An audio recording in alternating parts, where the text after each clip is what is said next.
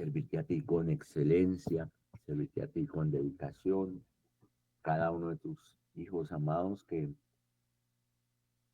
tú has permitido que estén en esta formación bíblica.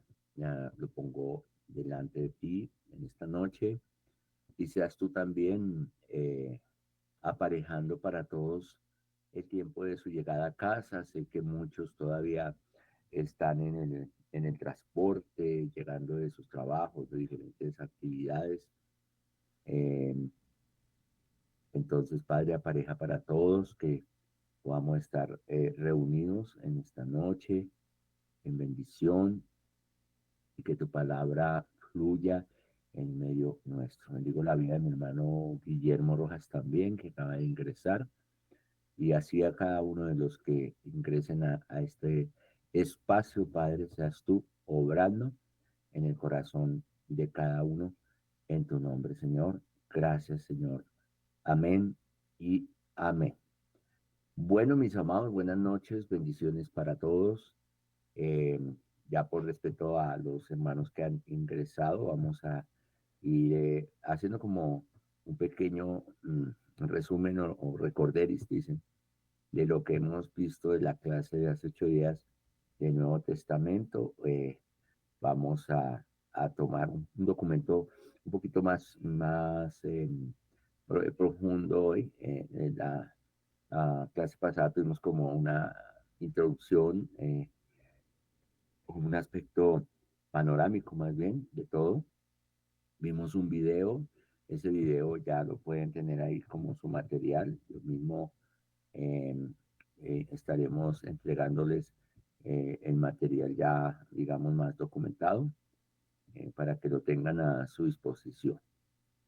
Bien, entonces lo que vamos a hacer ahora es comprender un poquito más acerca del Nuevo Testamento. Eh, Como que ustedes van a escuchar o van a decir, pero ya el apóstol ya dijo esto, el maestro ya dijo esto, de pronto es como un recorderis, pero vamos también a profundizar un poquito más en otros aspectos, porque es así como se aprende, ¿no? En ese recordar, en volver y de pronto repetir algunas cositas que son claves, que son importantes de tener en cuenta, tomar nota. Hermana Estela Salas, bienvenida esta noche, le bendecimos, pastora.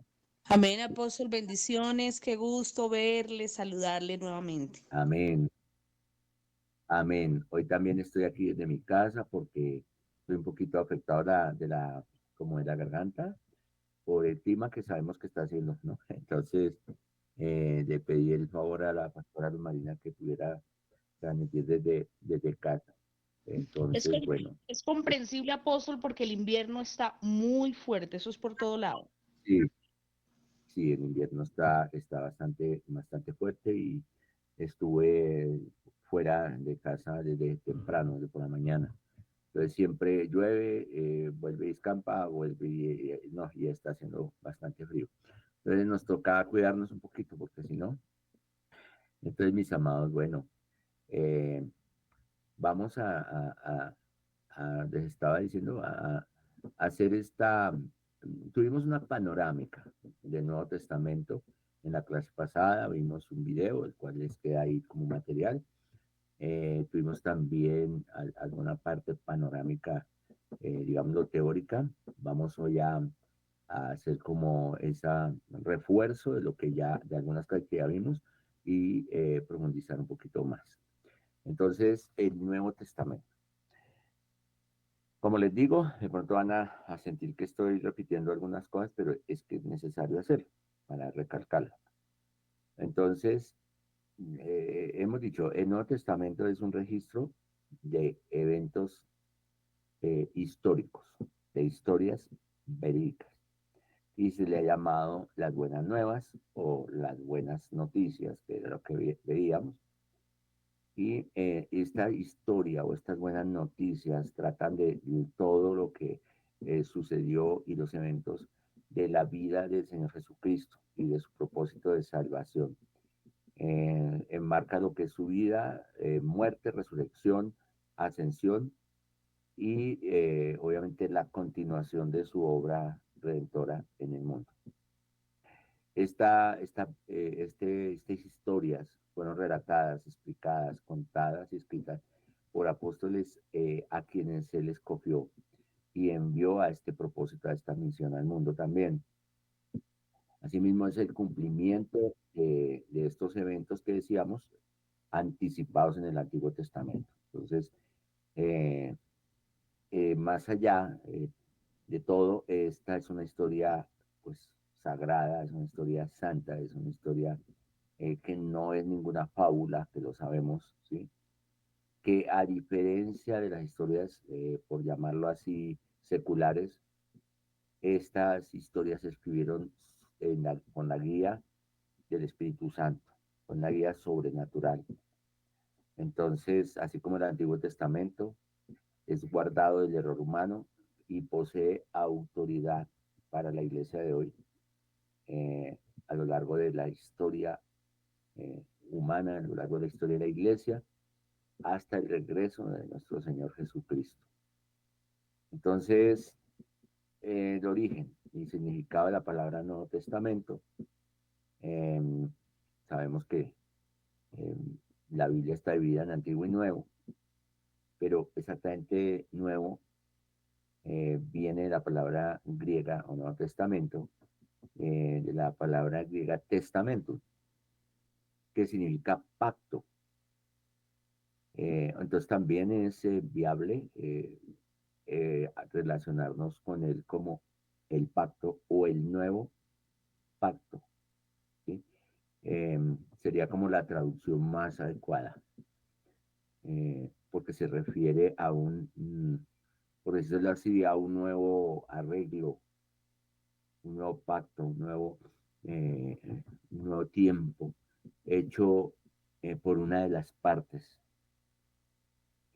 en la que la otra, o sea, en la que los hombres, podemos también aceptarlo y ser recibidos.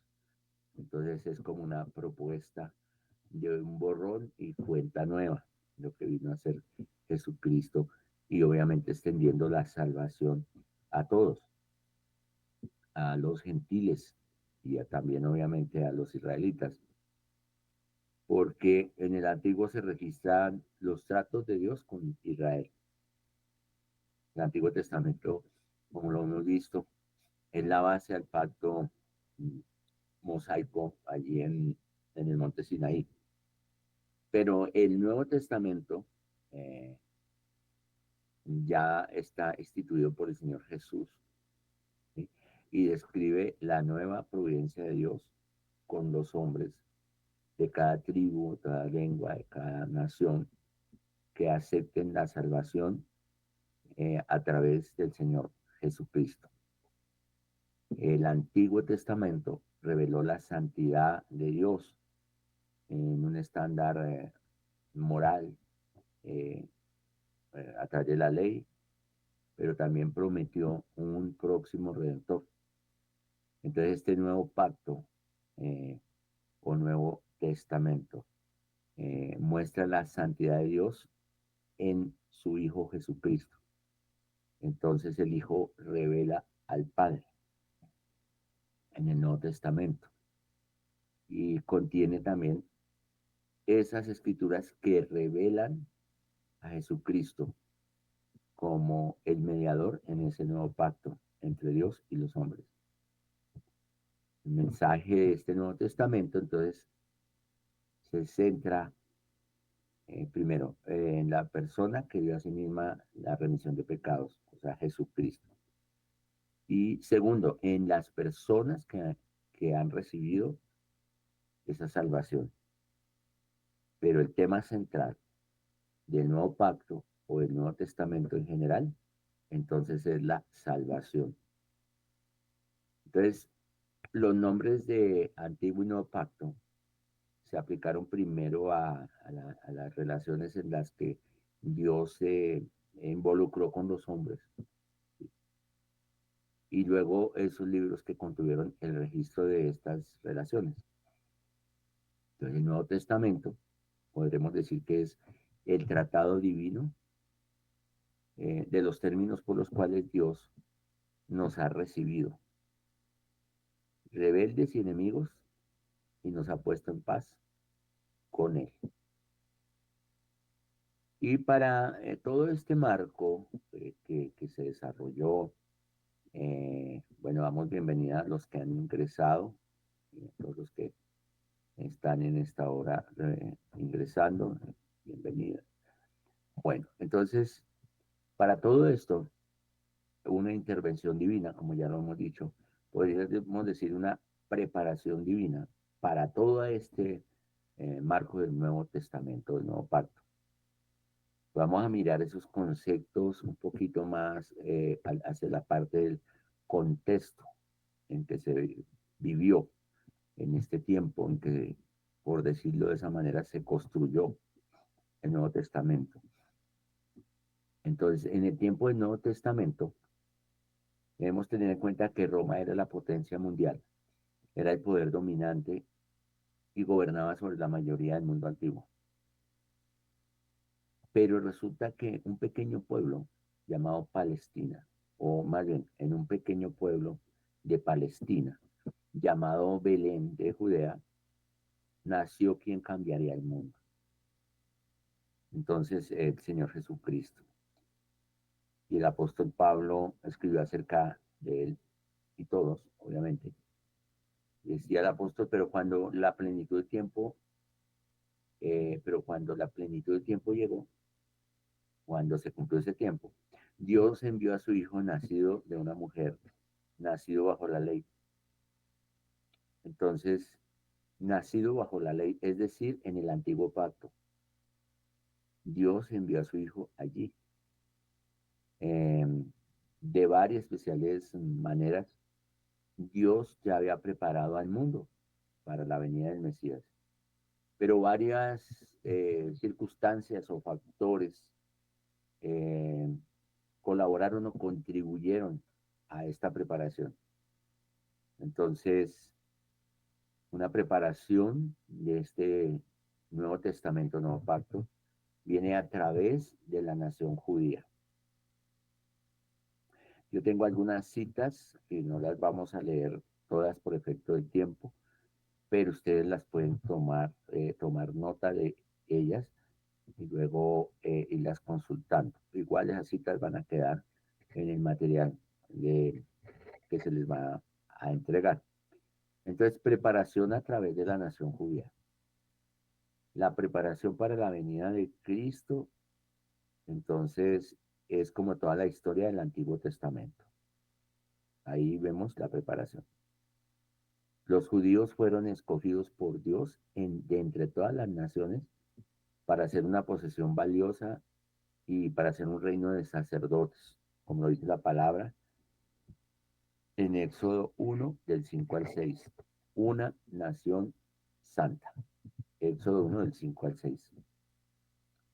Entonces, comenzando con las promesas de Dios dadas a los patriarcas como Abraham, como Isaac y Jacob. Esas promesas las encontramos a lo largo de la palabra, pero pues especifiquemos dos citas allí. Las promesas a los patriarcas.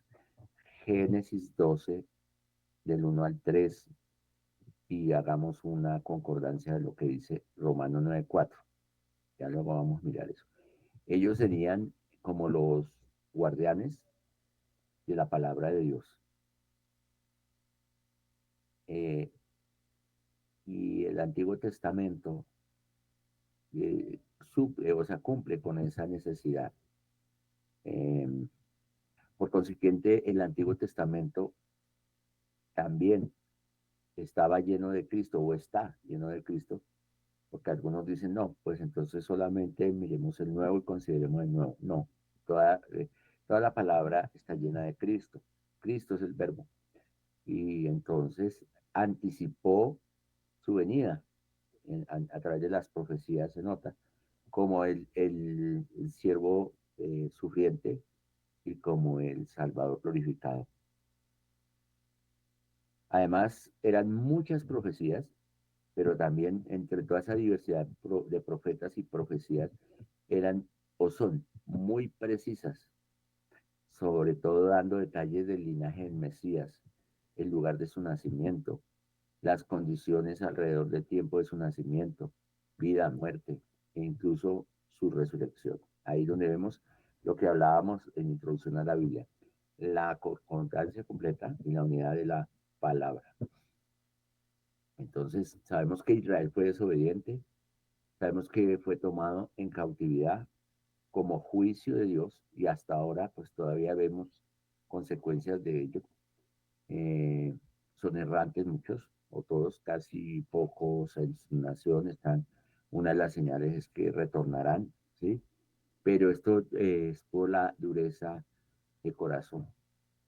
Sin embargo, Dios devolvió un remanente a su patria eh, en algún momento después de 70 años, como Él lo había prometido, y asimismo sigue como preparación para la venida del Mesías.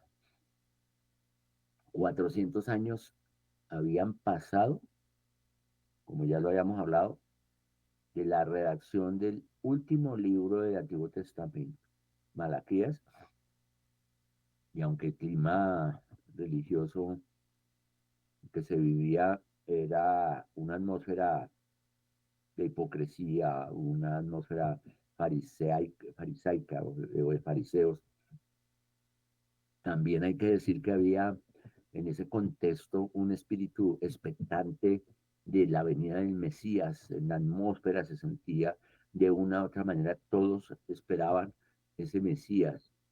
Había un remanente que estaba esperando y buscando al Mesías. Ese era el escenario en cuanto a la nación judía. Pero también aún a través de los griegos, una preparación. ¿Y cómo fue una preparación? A través del idioma griego, porque si bien Roma era la dominante, en ese entonces el idioma dominante y más común era el griego. Entonces Dios preparó ese idioma también para traer pues, su palabra y su historia y su contexto hasta los días de hoy, que por eso tenemos que estudiar hebreo, a un arameo, estudian algunos griego para comprender muchísimo más el mensaje. Entonces, esto tiene mucha relevancia, estoy como trabajo hoy.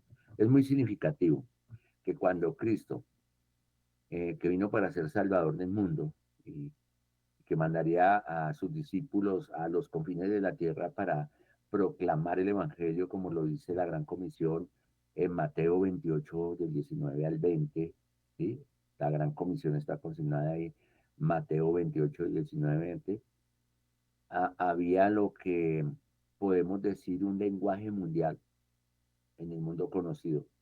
Este fue entonces extendido. ¿Y por qué se extendió? Porque Dios preparó un escenario y preparó este un escenario a través de diferentes hombres, pero por ejemplo uno muy influyente, Alejandro el Grande, de tal que hay una ciudad Alejandría y por historia sabemos de que este hombre fue muy influyente, aunque era un joven, pero realizó muchas conquistas, ¿sí?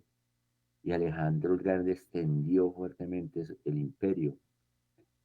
Alejandro era hijo del rey Filipo de Macedonia, y este hace más de 300 años antes del nacimiento de Cristo arrasó el mundo antiguo y empezó a conquistar nación tras nación. Fue un gran conquistador. El deseo de Alejandro el Grande era mantener un solo mundo. O sea, no, él tenía que, en su sueño era unificar todo, un solo imperio y un solo idioma. Entonces, como consecuencia de esas conquistas, de esas victorias, se estableció el idioma griego como la lengua común y además de eso, la cultura griega se estableció como el modelo de pensamiento y vida hasta los días de hoy todavía consultamos pensadores griegos, los mismos romanos respetaban esta área de los griegos, aunque la vida de Alejandro fue corta, su imperio fue muy fuerte y el efecto de diseminar el idioma griego perduró por mucho tiempo hasta ahora que pues también como por ejemplo en este estudio decimos la palabra tal viene del griego tal porque tiene todavía una influencia muy significativa. Entonces es significativo que el hablar en griego fue algo general. Eh, Tomó el lugar de muchos dialectos, absorbió muchos dialectos, muchos idiomas y la gente lo fue tomando como el idioma más común y era ese aspecto histórico y contextual del idioma en ese entonces. En ese mismo momento que las leyes de los romanos empezaron a extenderse porque si era Grecia tenía esa influencia, también Roma tenía la influencia en ese momento de conquistar y de hacer comarcas y había lugares que aunque quedaban lejísimos de Roma, era una comarca como pasó con los mismos judíos y allí estaba el gobierno romano, que fue lo que pasó en el contexto de la venida del Señor Jesucristo como hombre. Entonces, ese idioma difundido por Alejandro Magno, por ese ejército, se extendió por todo el mundo oriental y persistió aún después de las divisiones de los reinos, penetró a todas las partes de lo que se conocía como el mundo romano, incluso en la propia Roma. Entonces eso mismo nos deja ver que Pablo escribió a la iglesia en Roma en griego, porque ese era el idioma. Y también Marco Aurelio, el emperador romano, ¿no?, más reconocidos, escribió sus meditaciones y también las escribió en griego. Eso indica que era el idioma oficial y extendido. No solo era el idioma de las cartas que escribieron, era el idioma del comercio, de la vida diaria, de los estudios, del día a día. Y ese es el punto aquí en que Dios estaba trabajando, preparando al mundo para un idioma en común. Y muchos dirían, fue por Alejandro o fue por esto. No, Dios lo tenía prescrito para que se unificara. Y, y era uno que era un vehículo sin igual de comunicación, por la claridad, por la precisión que tenía para proclamar el mensaje salvador, ¿no?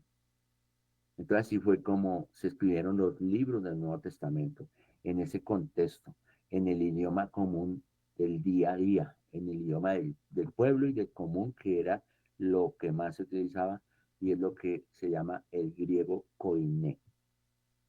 El griego koiné. Entonces no se escribió en hebreo o en arameo, aunque todos los escritores del Nuevo Testamento eran judíos, excepto Lucas, que era un gentil.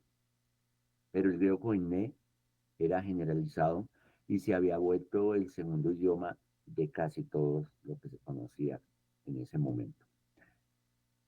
Entonces también una preparación a través del idioma griego, una preparación a través del idioma griego.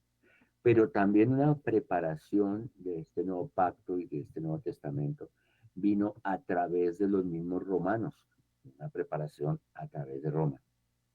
Dios no había terminado aún de preparar todo, estaba cuadrando todas las cosas como Él las sabe cuadrar. Cuando Cristo nació en Palestina, estaba Roma, como ya lo dijimos, gobernando el mundo.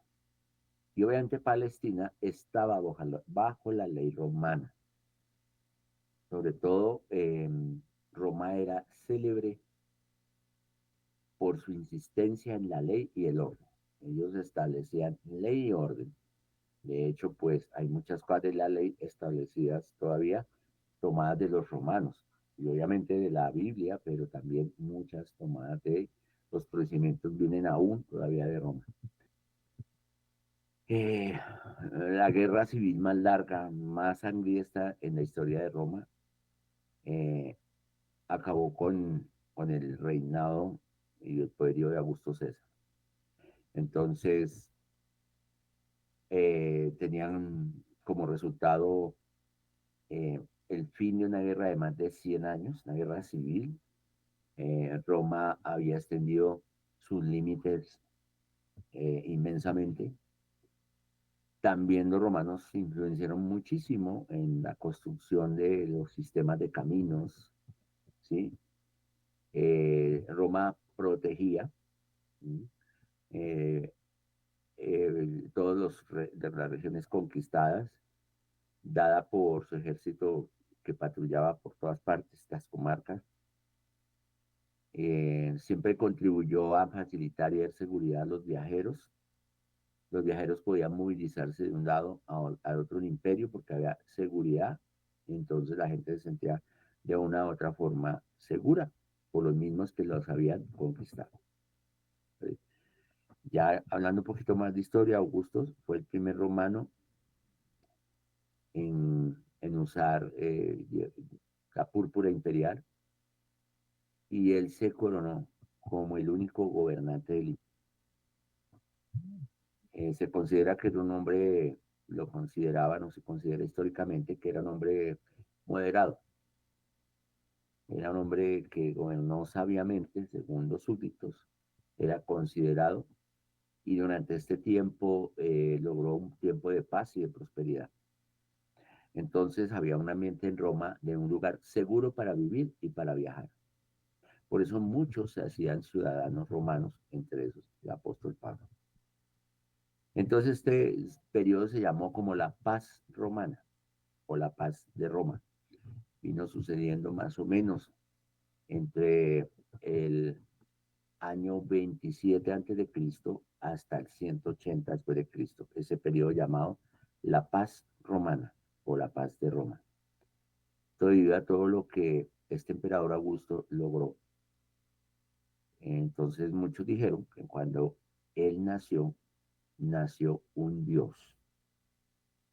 Eso quiere decir que el común de todos, los que estaban dominados por Roma, lo consideraban un Dios. Y en este ámbito, en este aspecto, en este panorama, en este contexto, nació uno, quien era y es de verdad Dios.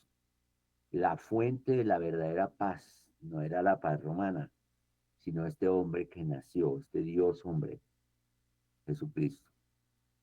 Y en él está de verdad la paz mundial duradera, porque ustedes saben que todos los gobernantes hablan de paz, pero no la hay. Y la Biblia se refiere a eso.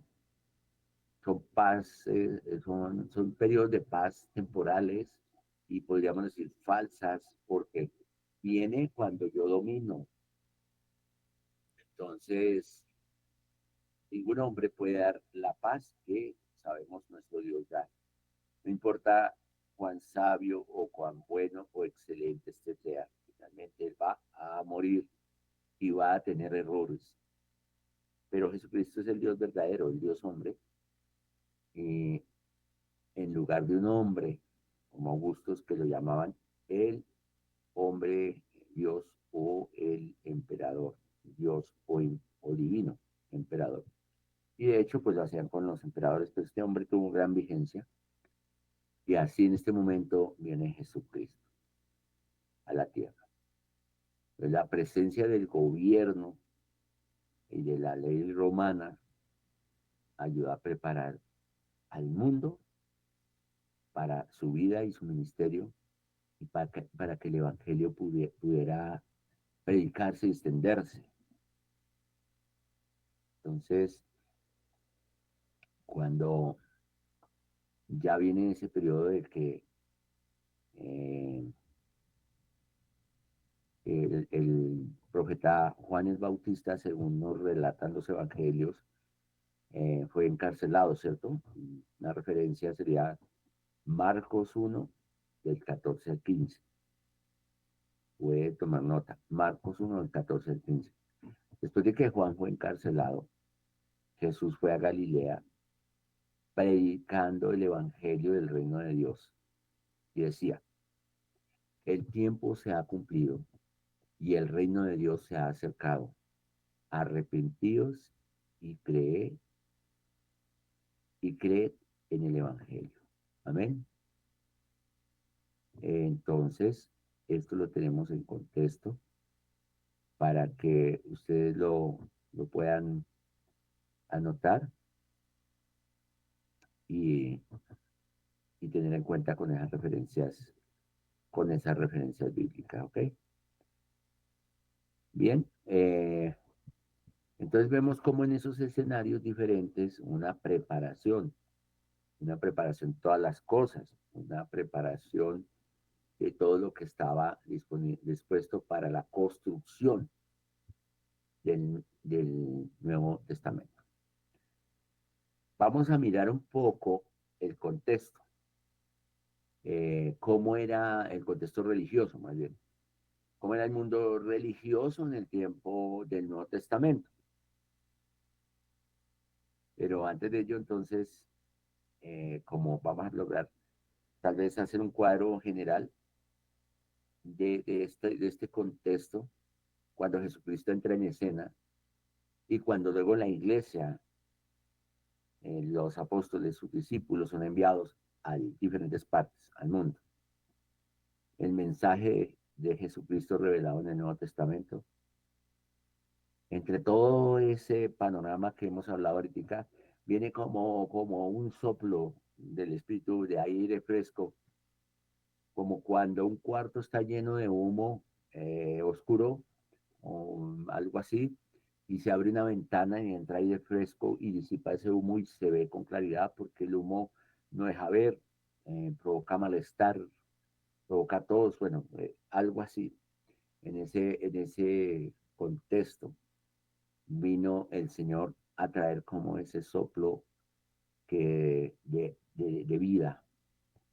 Entonces, ya podemos mirar el contexto donde nace la iglesia cristiana. Nació en un mundo lleno de religiones, vamos. Por decir algo, religiones en competencia, poco parecido ahorita, eh, las cuales todas decían tener la verdad, pero ninguna la tenía. Entonces, pueden haber entre todas diferido ampliamente entre ellas, diferido, pero tenían una característica en común. Y esa característica en común de las religiones que tenían y que sigue siendo así, es el esfuerzo por alcanzar a un dios o a unos dioses que permanecían inaccesibles, imposibles. Entonces, aparte del judaísmo, que obviamente en el contexto enseñó que Dios se descubrió o se comunicó voluntariamente con los patriarcas, con Moisés, con Abraham, con los profetas, no había ninguna otra fe que pudiera hablar con certeza de una revelación divina, todo eran especulaciones, no había un concepto verdadero de pecado y salvación, aparte de lo establecido para la nación judía, la nación hebrea. Y en ese contexto las normas éticas vigentes eran superficiales, se llamaban éticas, pero a favor del gobernante dominante, a favor de sus intereses. A pesar del ideal que había y la visión que poseían algunos filósofos, hombres muy inteligentes, cuando disertaban sobre el mal y la virtud, ellos no tenían sino más que disertaciones, como sigue siendo ahorita la filosofía, no tenían ni el remedio para el uno ni el beneficio que produce el otro. No tenían realmente más que teorías, conclusiones, de pronto palabras muy bonitas, muy adornadas. Incluso en el mismo judaísmo, la verdad revelada había sido pues opacada, por decir algo, por la confusión de creencias y valores. Por eso allí llegaban muchos a hablar, escúchenme, yo soy el Mesías. No fue el único que llegó. Por eso ellos estaban en un momento muy difícil y por eso muéstranos una señal, eres tú el Mesías. y muchos se han presentado como Mesías. Entonces, había confusión de creencias, había confusión de verdades, había de verdades que parecían verdades, pero eran mentiras, de valores, hombres, o sea, hombres y mujeres, obviamente, vagando en incertidumbre, en discusiones, incluso había división entre las mismas familias, entre los mismos gobernantes, creo que un poco parecido ahora. Entonces, para algunos, la conveniencia, o sea, lo que les convenía, se volvió la filosofía de su vida. Era lo que les gobernaba o dominaba sus intereses. Porque no había ninguna certeza absoluta. Entonces, yo me arrimo al árbol que más sombra me dé. Entonces no puede haber ningún principio permanente, un principio verdadero por el cual guíe mi manera de ser y mi conducta. Y entonces, si no hay un principio permanente, entonces cada cual puede vivir como pueda, sálvese quien pueda, aprovechando la ventaja del momento, el gobernante del momento, la filosofía que más estaba de moda y lo que conveniera para mis propios intereses. También había una atmósfera de mucho escepticismo, porque había gente que ya no creía en nada. Había escépticos o agnósticos. Y para muchos esos dioses viejos de la mitología y todas las tradiciones habían perdido su poder y había un tiempo de oscurantismo en donde ningún nuevo dios había aparecido. Son los mismos dioses de antes y no había nada nuevo. Entonces muchos eran escépticos. Eh, y surgían al mismo tiempo de cada lado, de cada rincón, digámoslo así, había numerosos nuevos cultos, nuevas formas de hacer culto, bueno, nuevas cosas. Entonces esto invadía el imperio y se volvieron novedades ya, incluso para discusiones, tertulias y todo este tipo de cosas, y eso llamaban cultura. Se volvieron el artificio de los ricos que vivían de la apariencia y también el refugio de los pobres desesperados por la pobreza. En ese contexto, los hombres habían perdido grandemente el sentido de alegría y el sentido de un destino que hiciera que la vida valiera la pena. Por eso muchos, por dinero, entregaban su vida. Por eso muchos tenían vidas cortas. Muchos, para dejar arreglos para su familia, se entregaban al ejército romano o los gladiadores. Muchos iban a ser allí sacrificados para deleite de la crueldad de los romanos y hacían arreglos. Yo me entrego a las bestias, a los leones, o a esto, a lo otro, o yo me vuelvo gladiador, pero ustedes aseguran la vida de mi familia. Y ya, no había un derrotero más, no había esperanza. Ese era el panorama. Espero que hasta el momento, esto ha sido de edificación, para cada uno de nosotros. Vamos a mirar un poquito, ok, ahí está, eso, levante la manito, algo para hacer que están recibiendo, mis amados, muy bien. Vamos a mirar un poco ya en esta parte, la composición y arreglo del Nuevo Testamento, llamarlo así. Entonces, como ya lo hemos dicho, el Nuevo Testamento está compuesto de 27 libros, escrito por 9 autores diferentes. Esto ya se nos ha olvidado porque lo hemos repetido varias veces. Y está basado en sus características literarias. Y de acuerdo a esas características literarias podemos hablar de una clasificación. Podemos hablar de unas clasificaciones. Yo voy a pedir el favor al hermano que nos ayude allí con, las diapositivas que le había comentado, hermano Arquímedes. para mirar esta parte de las clasificaciones. Entonces, ahí vamos a encontrar, voy a tratar de explicarles de la manera más correcta allí para que entiendan mejor este cuadro que dice Libros del Nuevo Testamento. Se lo puede leer de manera vertical, ¿sí? O sea, por columnas. Está por columnas. Allí vamos a encontrar entonces, en ese sentido, eh, que dice libros del Nuevo Testamento. Eso, en esa parte, que dice libros del Nuevo Testamento, en la parte más abajo, a ver, ya, va a encontrar allí, debajo del libro del Nuevo Testamento, dice historia, ¿cierto? O históricos. Historia o históricos. ¿Sí? Y en esa, la parte, la columna que dice historia debajo, vamos a encontrar Mateo. Recuerden que estamos leyendo de arriba hacia abajo. Marcos, Lucas, Juan y Hechos. Esos son los que se consideran de historia o históricos.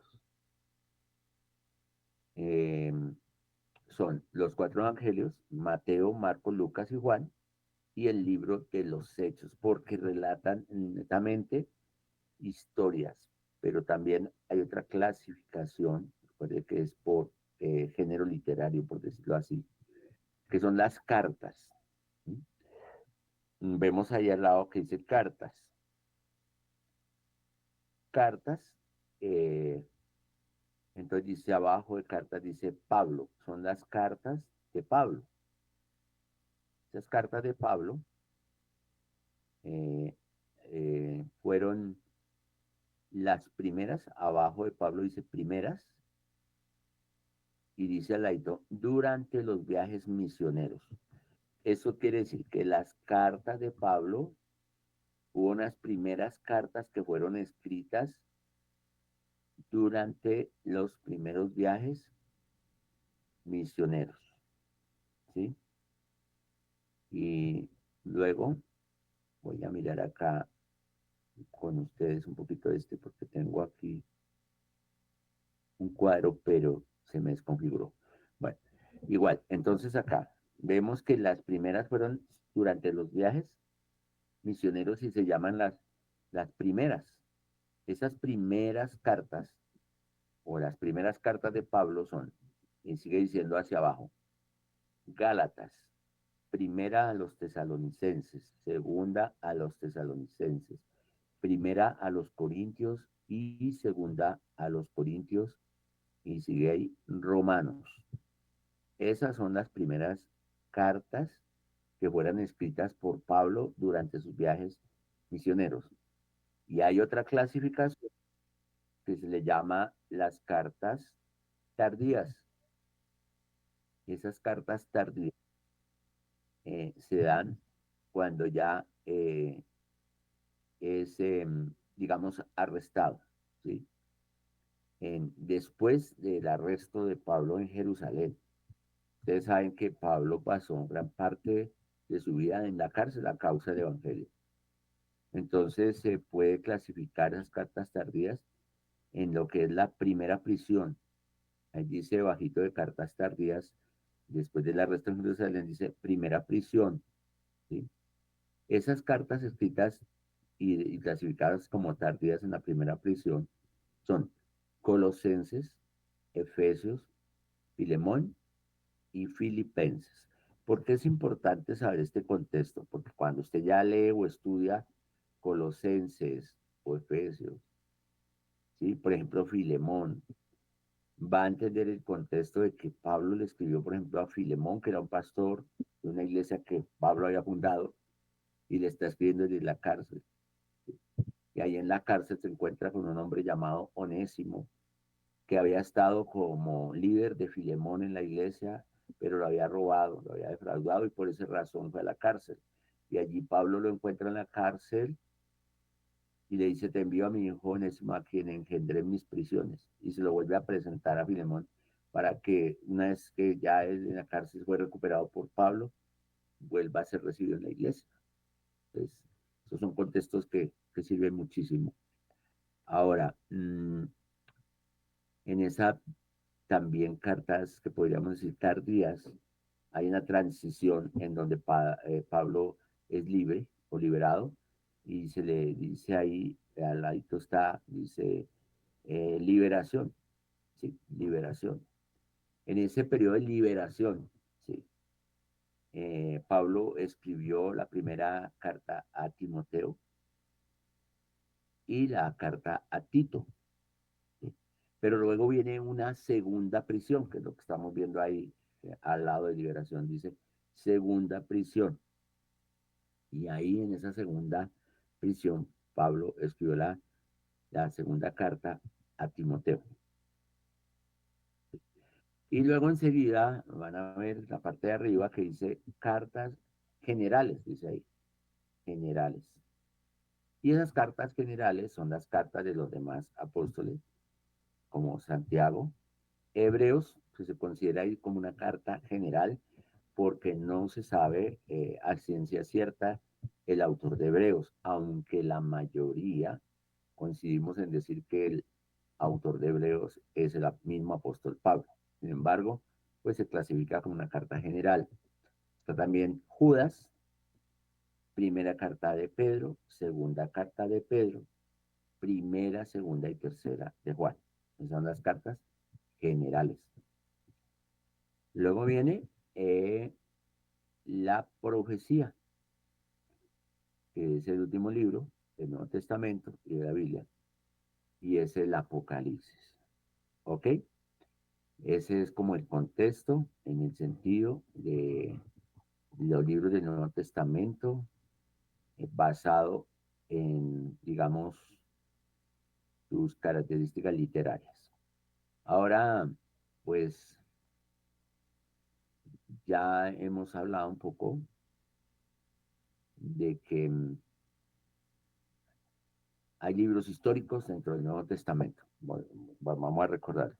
Entonces, los libros históricos, podemos decir entonces, según este cuadro, que los libros históricos son 5, que son los 4 evangelios y el libro de los Hechos. Y las cartas o los epistolares, también se llama así, o epístolas, que son 21 libros, que van desde Romanos hasta Judas. Y el profético, como lo dijimos, un libro que es la revelación o el Apocalipsis. Vamos a ver otras 2 tablitas. Si quieres seguir a pasar a la siguiente tabla, hermano. Estas tablas nos ilustran la división y el enfoque de esta clasificación, digamos, de esta clasificación que podríamos decir triple clasificación de los libros del Nuevo Testamento. Entonces, esta segunda imagen nos va a mostrar un poco más concreto acerca, digamos, de la apreciación global, o sea, enfoque, del enfoque. Entonces, el enfoque. Voy a mirar acá, es que no alcanzo a leer bien allí, pero está muy pequeñita la letra. Voy a mirar acá en el texto, en lo que tengo acá.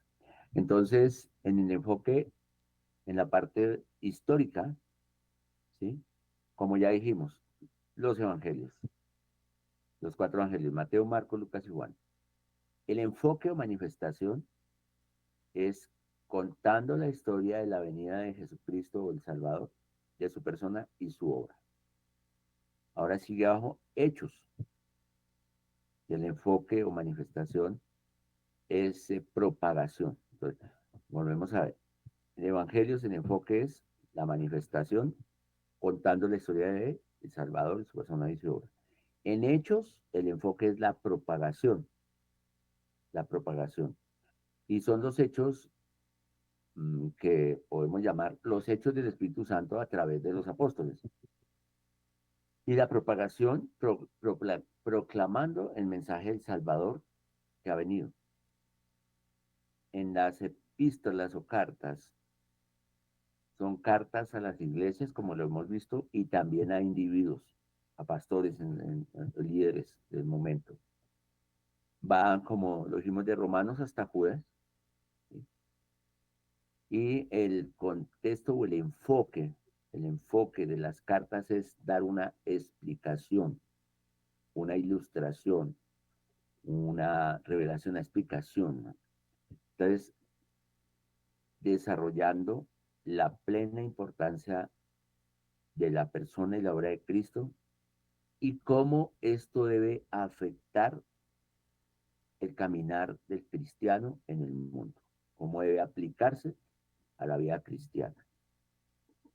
Y lo profético, o el libro profético, como ya dijimos, el Apocalipsis, es la revelación del Señor Jesús como el Cristo o la revelación de Jesucristo.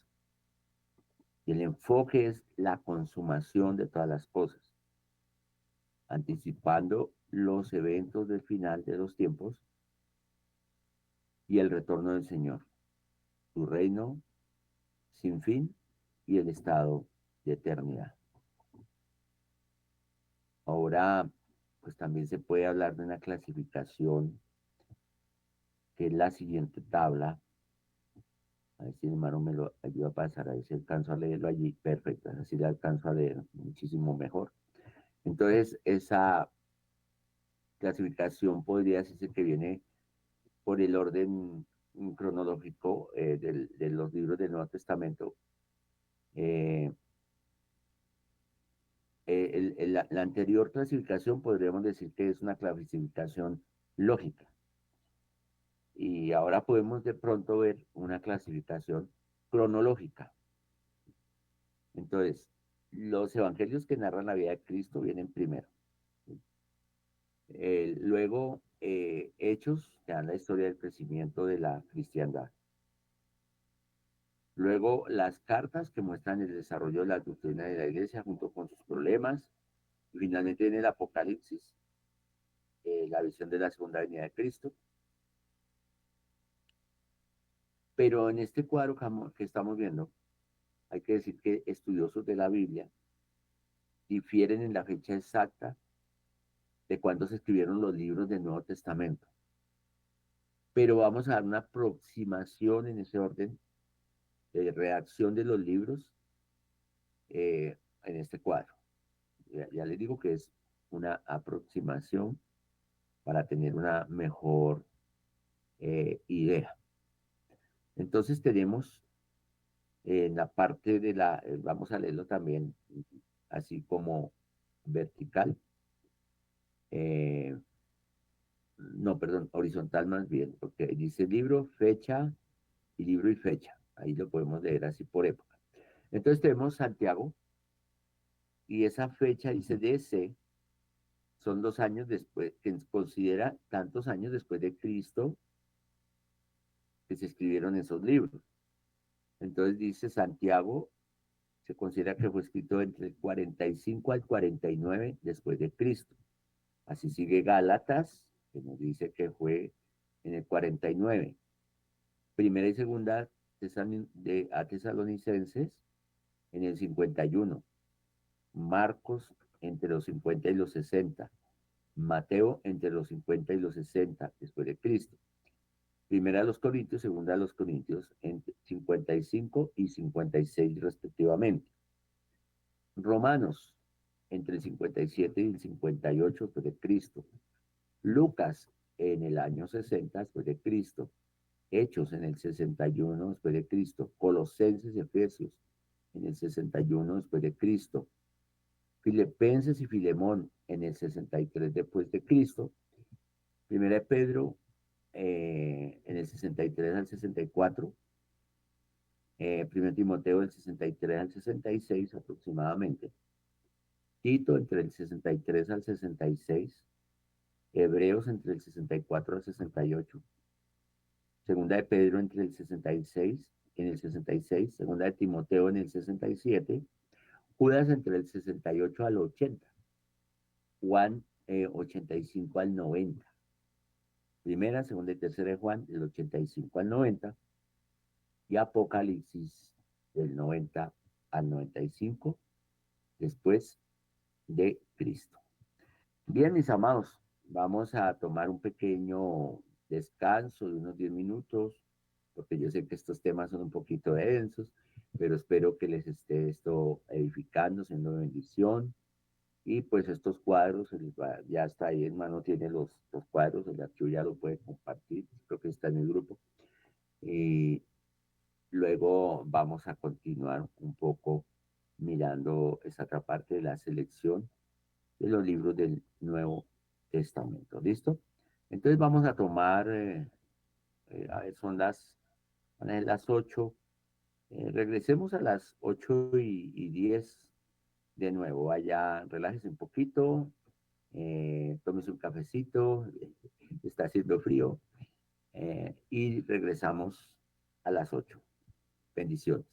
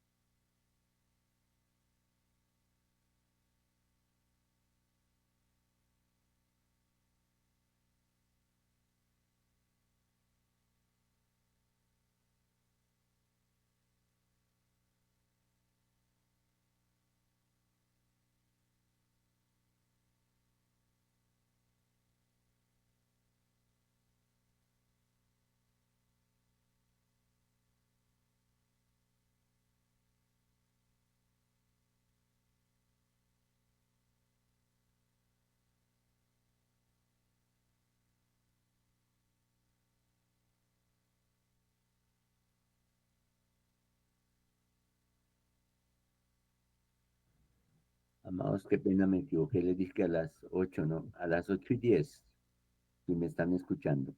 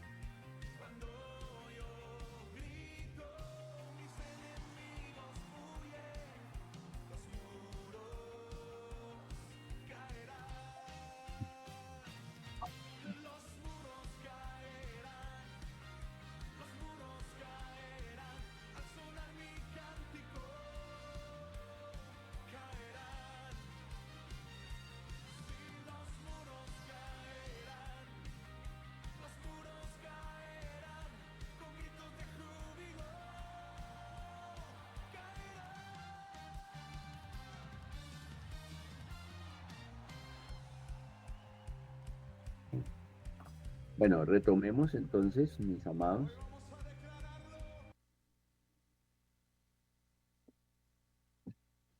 Permítame un segundo, escucho aquí. Bueno, voy a escuchar un audio que me está enviando la pastora Luz Marina, permítame un.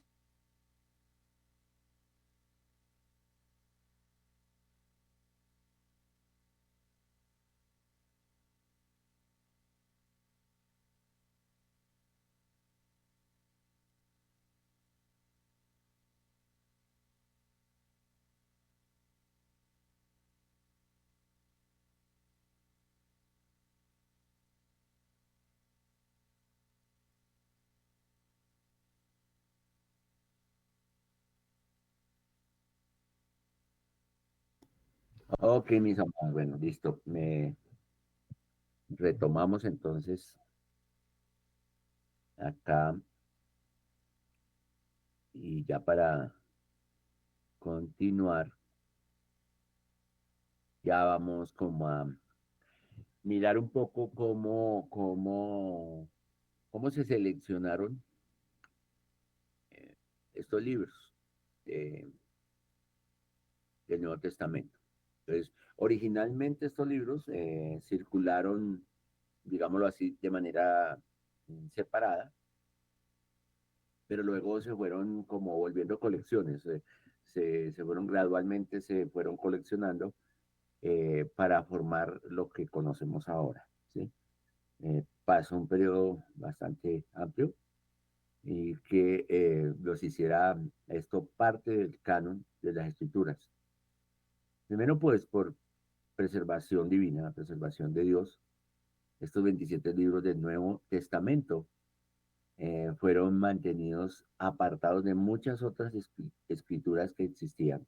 Había muchas escrituras y siguen prevaleciendo algunas por allí, pero las que se consideran dentro del canon son estos 27 libros, en el caso del Nuevo Testamento, porque en la iglesia primitiva había muchos escritos, y eso lo sabemos.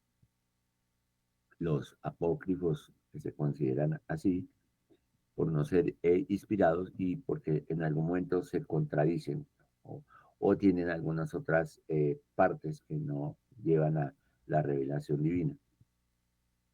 Bueno, estos 27 libros fueron conservados debido a su inspiración y a su autoridad apostólica, escrito por los apóstoles.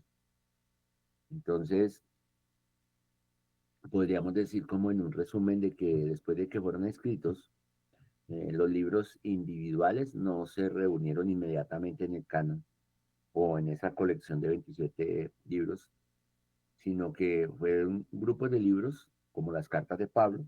¿Sí? Eh, los evangelios también fueron conservados al principio por las iglesias o por las personas a quienes se les enviaron. Entonces enviaron una carta y la guardó, la tiene ahí, pero gradualmente todos los 27 libros, por providencia del Señor, fueron reunidos y formalmente fueron reconocidos en conjunto por la iglesia.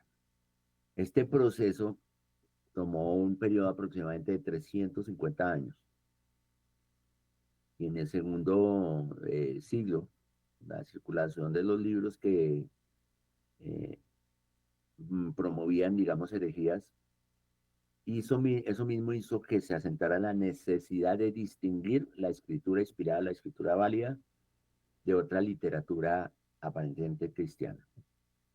Entonces, se desarrollaron ciertos parámetros o pruebas para determinar qué libros debían ser incluidos. Entonces, uno de los que se contemplaba era el libro escrito o aprobado por un apóstol. ¿Sí? El volumen era de naturaleza espiritual. ¿Sí? Estos son como parámetros que se tenían. Se da evidencia de que es inspirado por Dios en su relación, en su unidad con los demás libros, aún del Antiguo Testamento. Y otra parte eran ampliamente aceptados por las iglesias, que tenían en cuenta todos estos parámetros. no todos los 27 libros que fueron reconocidos como canónicos fueron aceptados de una vez por todas las iglesias en los primeros siglos. Entonces, esto significa que aquellos que no eran inmediatamente o universalmente aceptados fueron reservados, pero finalmente aceptados. Las cartas que se dirigieron a los individuos como Filemón, segunda y tercera de Juan, no eran cartas que habían circulado tan ampliamente como aquellas cartas que eran enviadas a las iglesias. Pues, en cuanto a esta parte, por ejemplo, se disputó que los libros que quedaron como en reserva ahí fueron Santiago, Judas, segunda de Pedro, segunda y tercera de Juan y Filemón. Pero finalmente fueron incluidos y el canon fue certificado en el Concilio de Cartago en el año 397 después de Cristo. Aunque ninguna copia original de ninguna de las escrituras que comprenden el Nuevo Testamento, digamos, ha sobrevivido. ¿Sí? Existen más de 4.500 manuscritos griegos o partes de los textos, más de unos 8.000 manuscritos latinos y por lo menos 1.000 otras versiones en las que los libros originales fueron traducidos. Eh, entonces se ha hecho un estudio pues cuidadoso, comparativo de estas muchas copias que nos han ayudado a dar un Nuevo Testamento más fidedigno, más concordante, digámoslo de esa manera. ¿Ok? Así entonces, podemos mirar, ya en esta parte quiero como enfatizar un poquito más profundo en el contexto de los judíos que ya habíamos hablado, pero voy a profundizar un poquito. Ya dijimos de la dominación romana, ya dijimos la parte del griego, toda esta parte de cómo se administraba la justicia, la parte de que cómo Roma gobernaba, bueno. Pero vamos a ubicar un poquito más a los judíos y a los cristianos dentro del Imperio Romano. Entonces, esto vale la pena verlo un poquito más profundo. Entonces, digamos, el judaísmo en Jerusalén, ¿no? Centro de la religión oficial, se movía en torno al templo y se extiende se extiende allí en esta tierra de Israel. La Judea, ¿cómo se llamaba en ese entonces? Porque vino a llamarse Palestina en el año 135 después de Cristo. O se le llamó tierra de los filisteos también. Y estas tierras, pues sabemos que tienen un contexto de guerra, de divisiones, hasta la época de ahora. Les voy a hacer llegar unos mapas que tienen ese contexto. Entonces, el judaísmo se convierte con la dispersión causada por la persecución a los judíos, el comercio entre las naciones, dentro del Imperio Romano los judíos gozaban de un estatus especial. Ellos eran exentos del servicio militar. Se les aprobaba o se les respetaba el guardar el sábado y la posibilidad de pagar un impuesto anual al templo. Eso lo permitía Roma para los judíos. Y en esta parte dependían de dos jurisdicciones, la del emperador, y que eran por parte de Roma, pero también la jurisdicción del Sanedrín. Por eso es que en los tiempos de Jesús esto estaba muy corrupto, porque habían hecho una alianza con Roma, en ese sentido, los fariseos y los que tenían, en este caso Caifás, que tenía el poder en el Sanedrín y tenía establecido pues un negocio tremendo, que fue lo que Jesucristo mismo vino a protestar en ese sentido, de todo lo que hacían con las ofrendas, los animales en el templo y todo esto que sabemos. Ellos eran una familia, la de Caifás era toda una eh, línea de gobierno del Sanedrín que estaban empoderados allí. Por eso no le convenía a Caifás Jesucristo, para nada. Él no vio nada más que sus propios intereses y su corrupción que hacía en base de la iglesia. Entonces, eh, digamos que luego surge el cristianismo y dentro del judaísmo se considera una secta.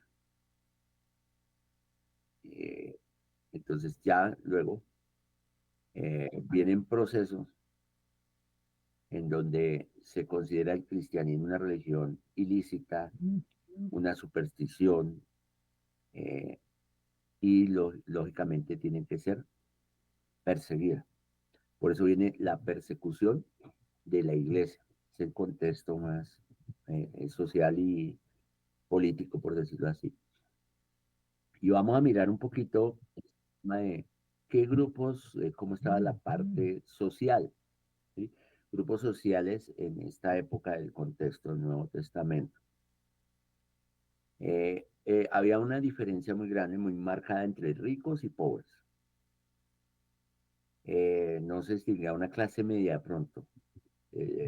Era muy imperceptible. Había una minoría, una gran minoría de clase alta.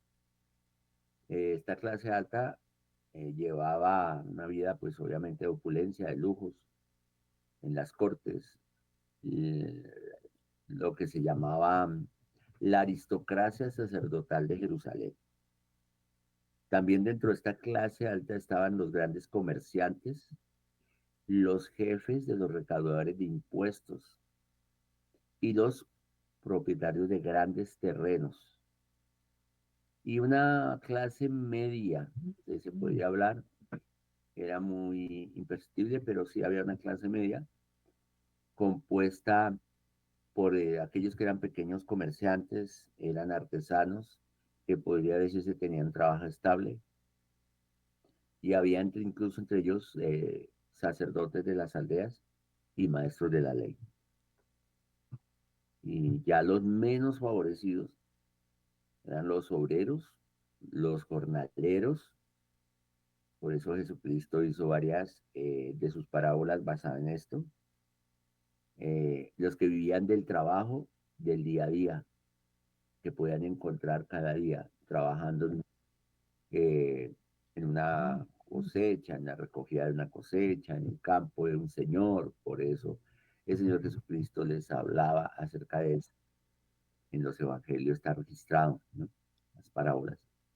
Entonces, ya dentro de esa clase de menos favorecidos había quienes realmente no encontraban trabajo de ninguna manera, podía ser por alguna incapacidad física, por alguna situación diferente, y son los que se convierten en mendigos. Había bastante mendicidad, por eso también allí los evangelios lo relatan. Estaban enfermos, eran paralíticos, tenían lepra, además también otros, o ciegos, y estos enfermos vivían de la limosna, por eso, como Lázaro, por ejemplo. Y Jesucristo mismo viene y toma esos ejemplos de la sociedad, haciéndoles entender que valía más, si la opulencia o la sencillez de corazón. Y pues había un lugar aún más abajo, que estaban los esclavos, que llevaban una historia de esclavitud por algún motivo. Había esclavos también, y también dentro del contexto era usual que hubiera ladrones. Era parte de la sociedad y habían muchos quienes robaban del mismo pueblo o de diferentes lugares llegaban. Por eso se ve en el contexto a Jesucristo en la cruz y al lado dos ladrones, dos tipos de ladrones, uno que se arrepiente y otro que no.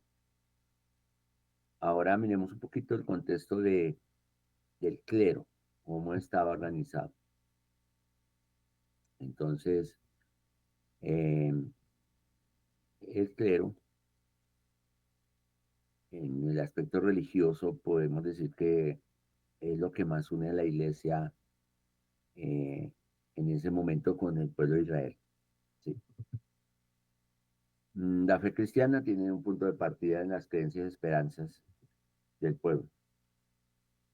Y las escrituras posteriormente del Antiguo, o sea, las escrituras llamadas del Antiguo Testamento posteriormente, porque ellos no la hayan dividido así, continuaron siendo las de la comunidad cristiana también. En el comienzo era solamente esas partes, pero ya cuando se construye toda la parte del Antiguo Testamento viene esto. Pues entonces, más tarde se complementa con las escrituras del Nuevo Testamento. Recuerde que pasó 350 años más o menos para que se acoplara todo. Había también muchas tradiciones religiosas entre el pueblo judío, ¿sí? Eh, que estaban, digamos, influyendo o incorporadas en la fe del pueblo y en la fe de los cristianos. Esto lo relatan los evangelios. Mateo lo relata, Mateo 22, del 23 al 33, tome nota de eso. Tradiciones religiosas del pueblo judío. Mateo 22, del 23 al 33. Hechos 23, del 6 al 8. Hechos 23, del 6 al 8.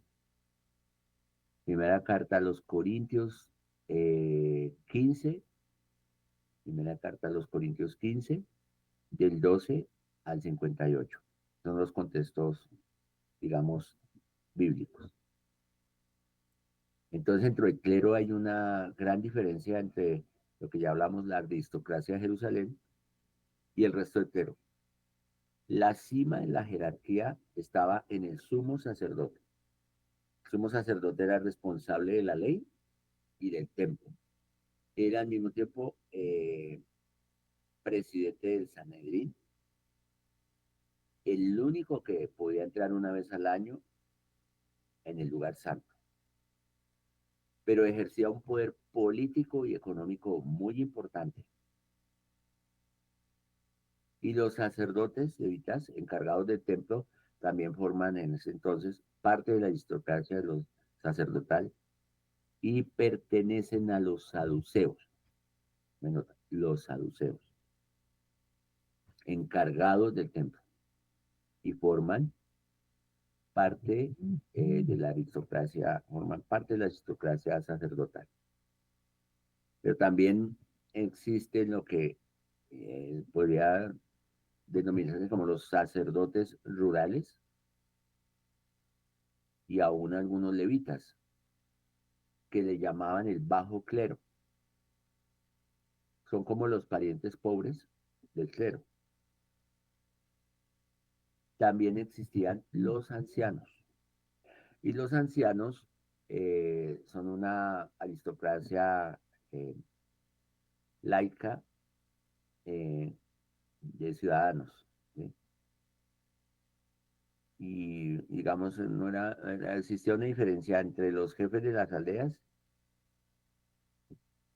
y el grupo de ricos comerciantes o hacendados que se ganaban ese puesto por su influencia económica.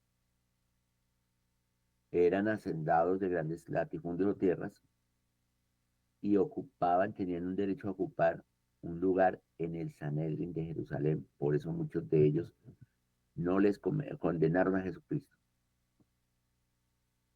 Esto nos lleva al contexto de cómo estaba toda esa parte social. Bueno, esto es un borrochazo, ¿no? Estaban también los escribas o los doctores de la ley, mismos, escribas o doctores de la ley. Y eran esencialmente los especialistas de la ley. tenían una gran influencia como intérpretes oficiales de las escrituras. Esto se daba en la vida corriente del común, como también en los tribunales. La mayor parte de los escribas o doctores de la ley eran fariseos y ellos rodearon la ley de una valla de costumbres y prescripciones que ellos mismos generaron, que no eran en la ley. Acuérdense que tenían un libro, que era el Talmud, las costumbres, ¿no? Que fue que no podían comer con las manos sin lavar, y bueno, toda esta cantidad de cosas que Jesucristo mismo vino a confrontar. Y estas prescripciones se convirtieron en un yugo insoportable. Pero está por ellos mismos. Estaban también los publicanos. Los publicanos eran los judíos que cobraban los impuestos en beneficio del Imperio Romano. Entonces eran los vendidos al sistema. Y por eso, y porque tendían a aumentar los impuestos por su propia cuenta, ellos eran abominables por el pueblo. Eran considerados pecadores y estos publicanos eran excluidos de la vida comunitaria judía, como Mateo. Entonces ellos eran considerados pues traidores. En cuanto a los grupos religiosos, entonces también podemos ver, estaban los, los fariseos. Eh, los fariseos eran defensores de la estricta observancia de la ley de Moisés y de las tradiciones. Tenían gran influencia en el pueblo y ellos después de la destrucción del templo fueron los que hicieron que predominara la tendencia de la ley en el judaísmo. Y los fariseos se consideraban santos. Había otro grupo llamado los asmoneos. Los fariseos se separaron de los asmoneos porque eran considerados infieles y así ellos se alejaban del pecado, ¿no? Entonces, como saben que es difícil vivir continuamente en la presencia de Dios, se rodearon de una cantidad de prácticas puestas por ellos mismos. Y su error, fueron muchos, pero el más consistente o el más predominante es que creían que podían apoyarse en su supuesta santidad, que era religiosidad, por decirlo así. Era hipocresía, por eso el Señor les dijo. Juan también se los decía. Era esa falsa religiosidad, esa falsa manera, esa religiosidad para acercarse a Dios, lo cual, pues, por eso, hasta el día de hoy, el término fariseo quiere decir hipócrita, eh, sepulcro blanqueado. Estaban también los saduceos. Y los saduceos era como la casta aristocrática, sobre todo la casta sacerdotal, que tenían poder político.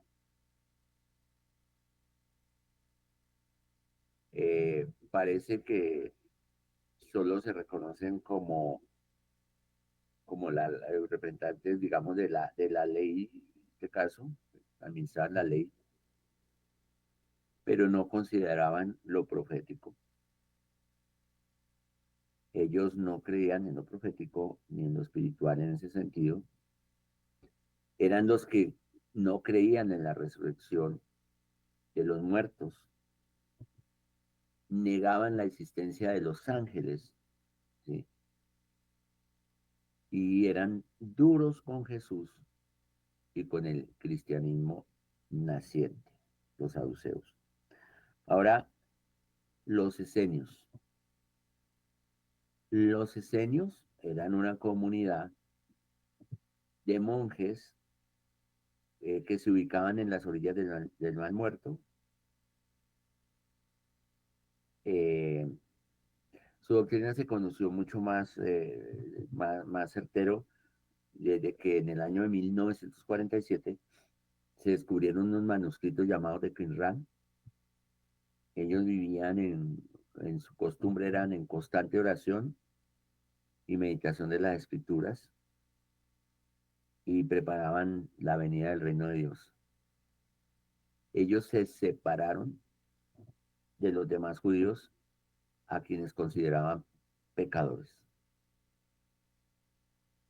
Ellos eran, digámoslo así, aparte,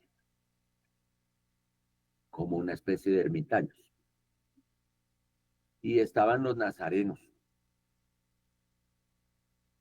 Durante mucho tiempo, este nombre lo reciben los cristianos como una secta nueva dentro del judaísmo, que es los cristianos, los nazarenos, los pequeños cristos, o también se les llamaba los del camino, eran los caminantes. Eso en el contexto. Ahora, había también unos grupos políticos que estaban frente a, digamos, al Imperio Romano, que había invadido Palestina. Había dentro de esto unos judíos que eran colaboradores con Roma, ¿sí? Eh, y los resistentes, que sean resistencia. Entonces, para conservar su poder, los ricos y el alto clero colaboraban de manera gustosa con el Imperio Romano. Entonces, también estaban los herodianos. Los herodianos eran seguidores o partidarios del rey Herodes Antipas. Estos también, como herodianos, se opusieron obviamente a Jesús. Esta referencia está en Mateo 22:16, Mateo 22:16, Marcos 3, eh, Marcos 6, del 12 al 13. Entonces, el celo por la ley,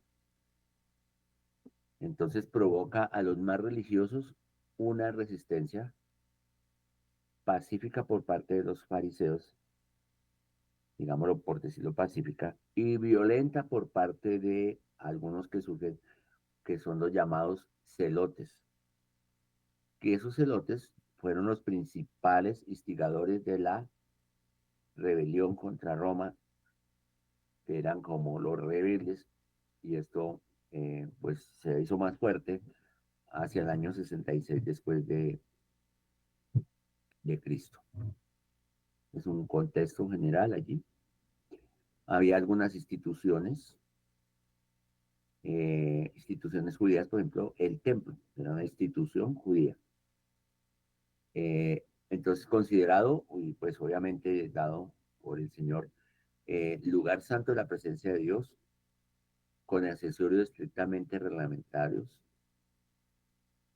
el lugar santísimo o el santo de los santos. Era una habitación vacía, cerrada por la cortina del templo, que fue la que se rasgó, donde antiguamente se encontraba el arca. Y allí, como lo sabemos, solo podía entrar el sumo sacerdote una vez al año, en el día del perdón o el Yom Kippur.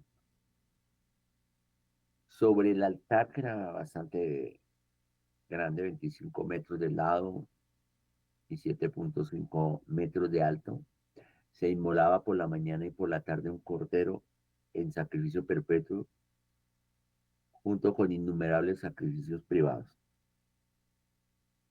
Y allí también se inmolaba o se sacrificaba el cordero pascual para luego yo comerlo en casa.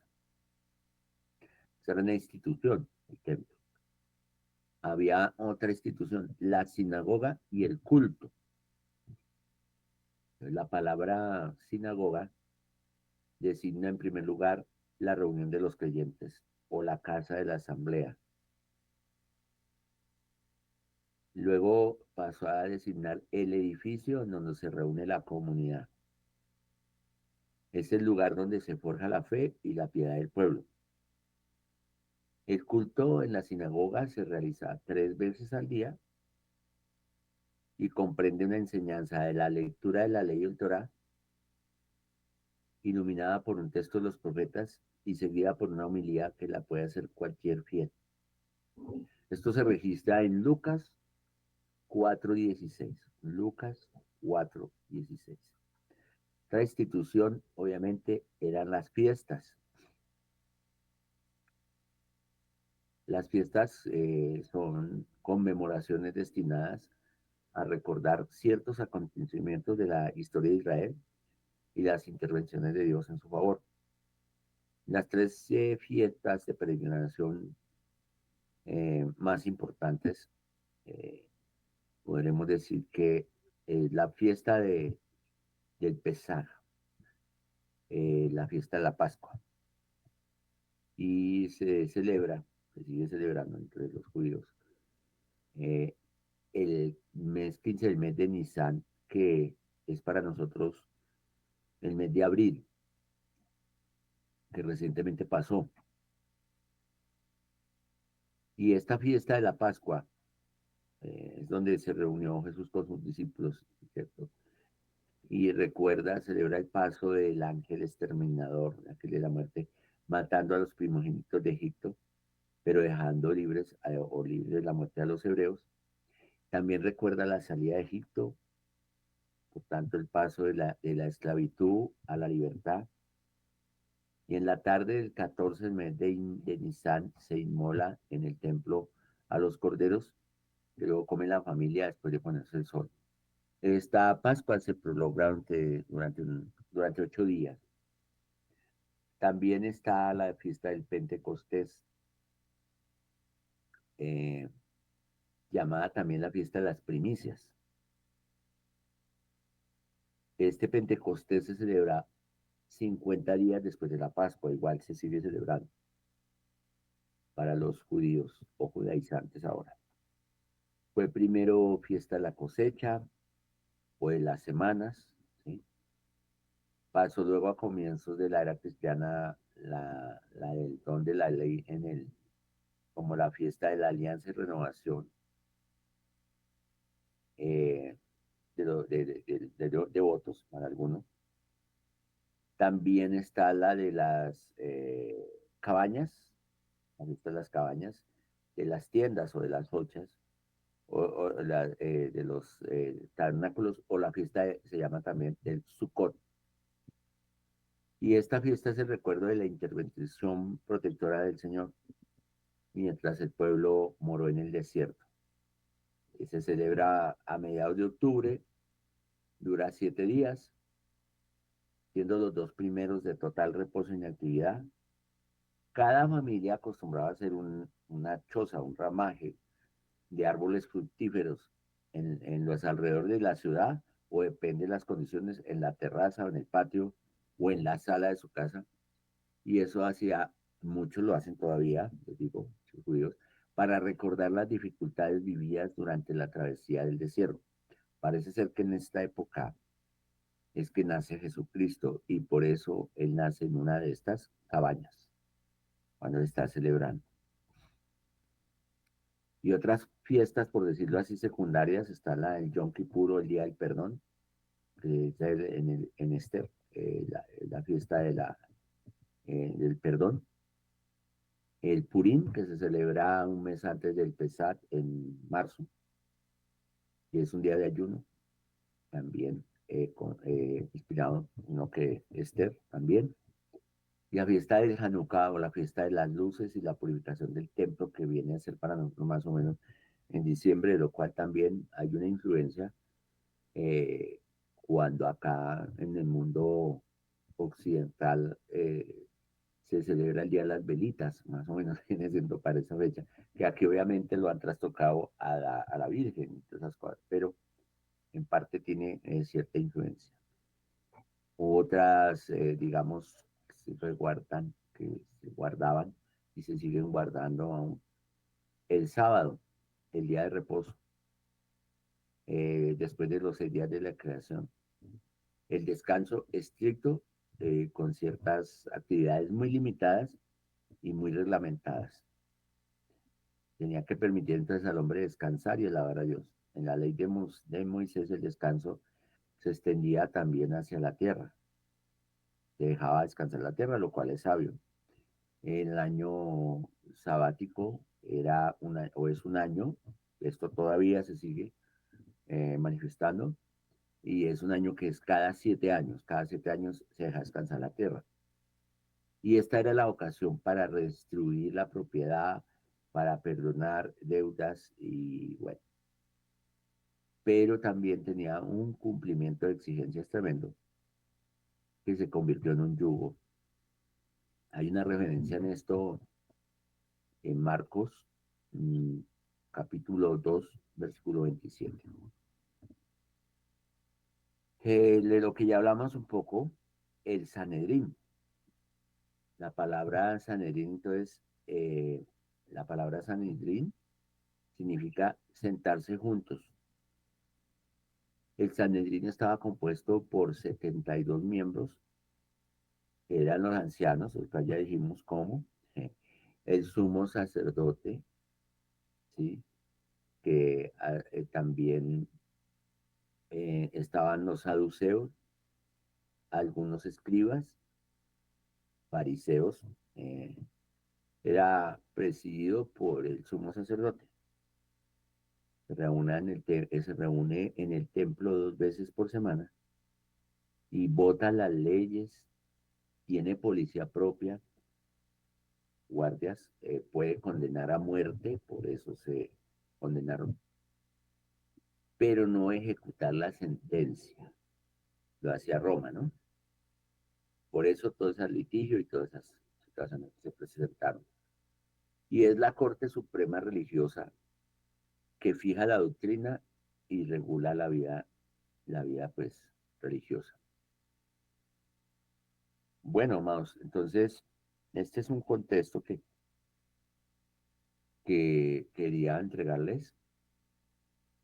Eh, Vamos a hacer un material lo más claro posible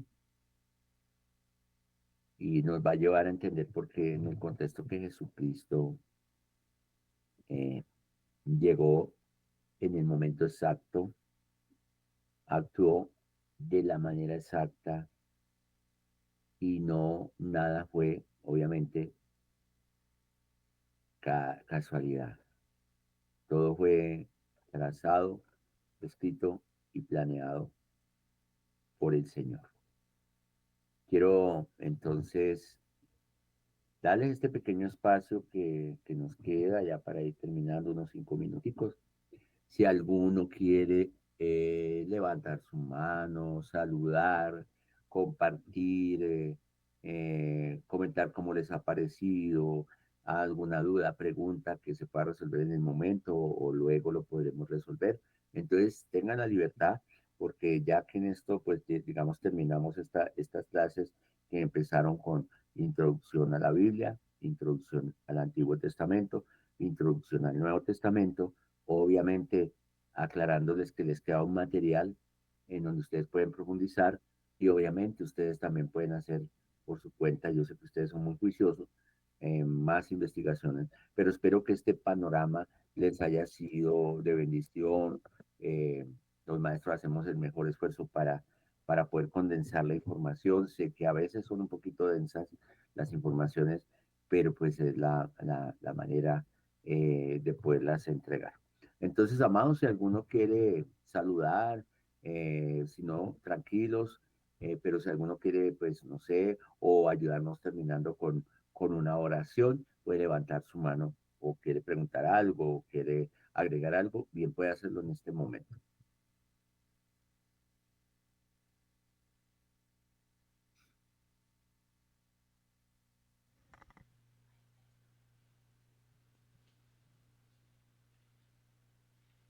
Espero que no se hayan quedado dormidos.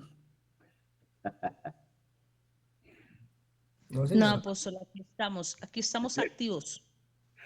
Listo, mi pastora. No sé si quieras decir algo, alguno de los hermanos, o terminamos con una oración, como ustedes Sí, lo... apóstol, me gustaría terminar con una oración. No sé si alguien más tiene algo para decir. Bueno, esto en lo personal, pues me han gustado las clases porque independientemente de lo que años atrás uno haya aprendido, o le hayan enseñado en algún momento, creo que hay cosas, hay puntos, que han sido como más profundos. Bueno, en mi caso personal, ¿no?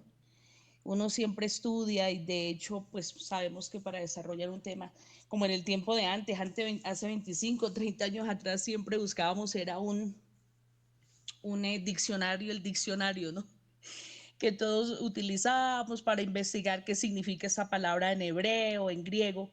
Ahora pues todo es mucho más cómodo, es mucho más moderno, por decirlo así, pues porque también la tecnología ha avanzado. Entonces creo que es bonito porque estamos aprendiendo cosas mucho más profundas. Mi esposo y yo venimos de una congregación donde son muy estudiosos en la palabra y allá se forman pastores y se forman líderes de alto perfil.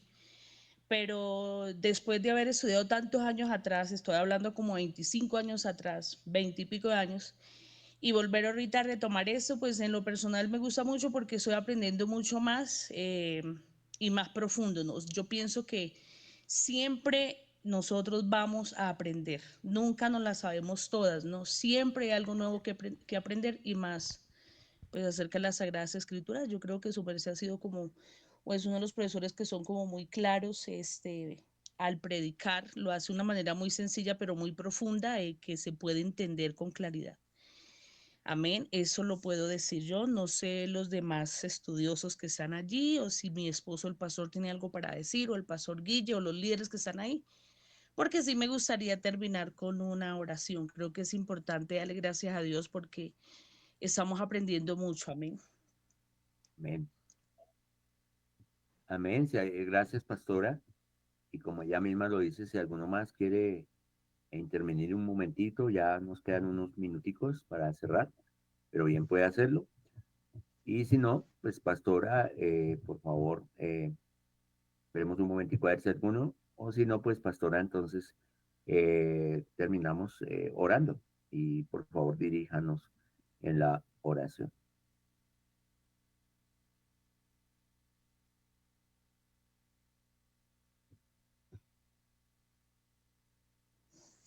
Bueno, creo que ninguno más. Amén. Padre, te damos gracias en esta hora, maravilloso y soberano, Rey del cielo y creador de toda la tierra.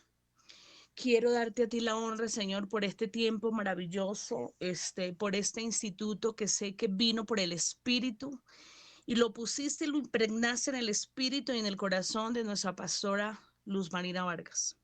Señor, bendigo a cada maestro, no solamente el apóstol Francisco, sino cada uno de los siervos de Dios que han dispuesto su vida, su conocimiento, Señor, su experiencia, Señor, para enseñarnos en este instituto. Y creo, Señor, que cada palabra y cada enseñanza que ellos están impartiendo, Señor, no volverá vacía sobre nosotros, sino que cada palabra tendrá cumplimiento, Señor. Padre, gracias te doy por el conocimiento y la sabiduría más profunda, Señor, que estamos adquiriendo en este tiempo, Señor. Creo que eso era necesario, Señor, y qué lindo es ver que tú estás formando líderes conforme al corazón tuyo, Señor amado. Por eso, Padre, bendigo este tiempo, este estudio, la enseñanza de hoy. Gracias por enseñarnos a conocer tu palabra, Dios de la gloria, de una manera más profunda, Señor amado. Bendigo al apóstol Francisco,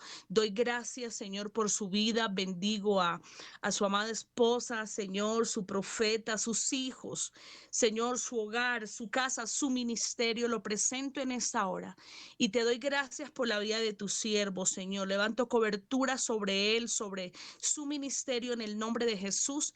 Y te doy gracias por nuestra pastora Luz Marina. Bendigo su vida. Gracias, Señor, por usarla como un instrumento, Señor, de bendición, Señor, sobre verdad y vida en cada uno de los líderes y en los que somos parte de este ministerio. Bendigo a cada líder, a cada ministro, Señor, que al igual que mi persona está siendo edificado, enriquecido, Señor, en gran manera con este tiempo, porque no es una pérdida de tiempo, todo lo contrario, es una ganancia que a nosotros nos edifica, Señor, nos fortalece en ti, porque nos enseña a conocerte aún más, Señor amado.